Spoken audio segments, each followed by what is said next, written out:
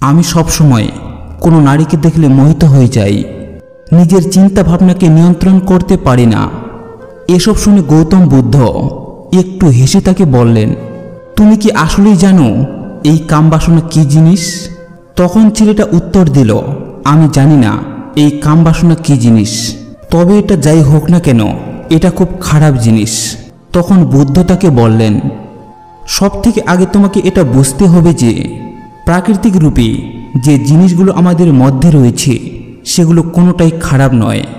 আমাদের জীবনে সেটার কোনো না কোনোভাবে অবশ্যই দরকার আছে। বাসনা কোনো খারাপ জিনিস নয়, এটা শুধু আমাদের মনের এক ভাবনা। এটা কোনো না কোনোভাবে আমাদের অভাববোধ করায়, আর তারপর আমরা ওই জিনিসটা পাওয়ার জন্য ওই জিনিসের প্রতি আরও বেশি আকর্ষিত হই। যেমন ধরো, যদি তোমার কাছে টাকা পয়সার অভাব থাকে তাহলে তোমার টাকা পয়সার প্রতি আকর্ষণ বাড়বে। তাই বাসনা কোনো খারাপ কিছু নয়, এটা এক প্রকারের কমতি।